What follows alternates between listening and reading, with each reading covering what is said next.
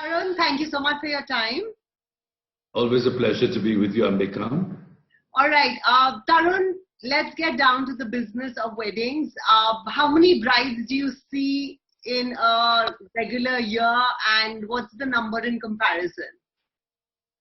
You know, we're not only a bridal company, so I'd say we do a few hundred brides a year, and in the couture we do about between 150 to 200, which not only 150 to 200 different women, they might do multiple outfits for their different functions.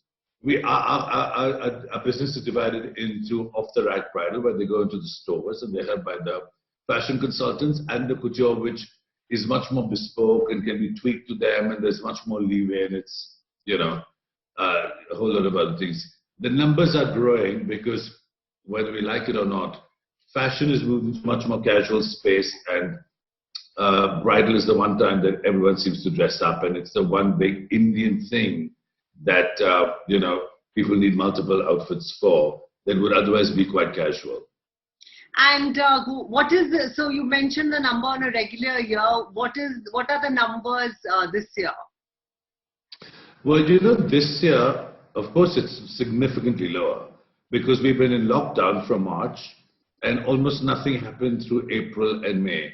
And then once we opened, not that the stores opened right away, but then there was some activity. I mean, there was some activity even in April and May, but not quite. You couldn't ship. Your factory was sealed. The stores were shut. There's nothing you can do, But we caught up a bit. We're still keeping our head over water, which I'm very impressed with, because I thought it would be much worse. And as you know, we've just done our big digital showing of the fall festive winter collection, which includes our bridal.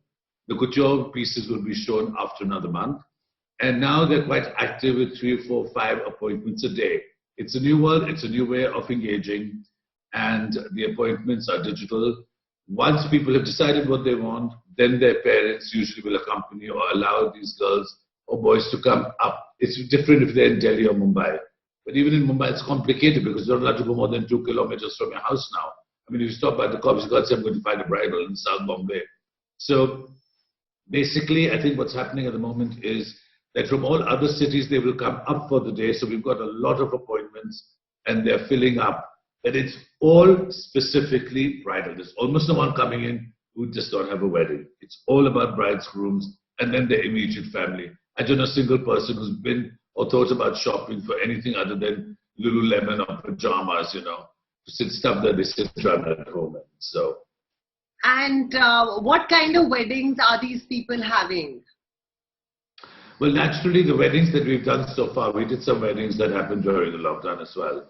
They got shipped before or right afterwards. They're much smaller. They have to be. It's a law. So, you'd be silly to, contradict it.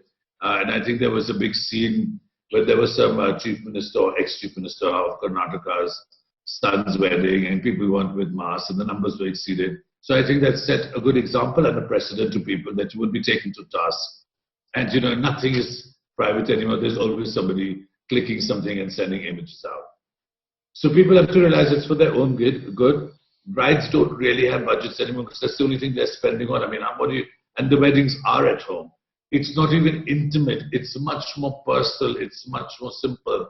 So I think that now the weddings that have been planned for October, November, they're becoming dressier. But thus far, the immediate weddings were much finer. I thought be more resham, much more fine, because people are not going to be going into a ballroom with 3,000 people.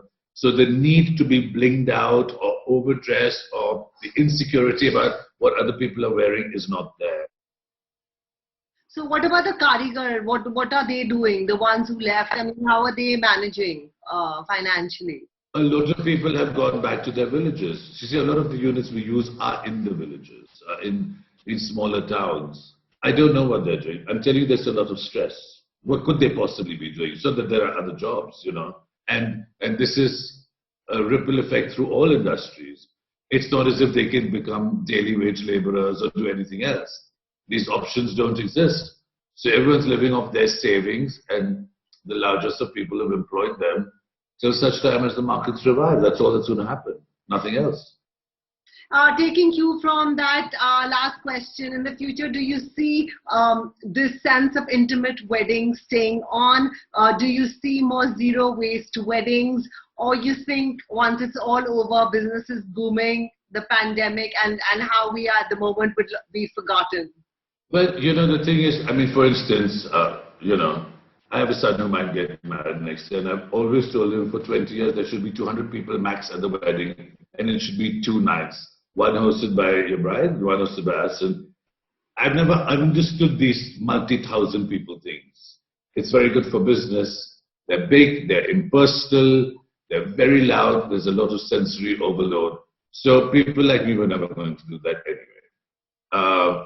I think a lot of the people I know, and the best weddings I've been to, in fact, have had 200 or 300 people max, barring a few where the scale was so spectacular for organization. But if it's impersonal and it goes on and on, I mean, what good is it?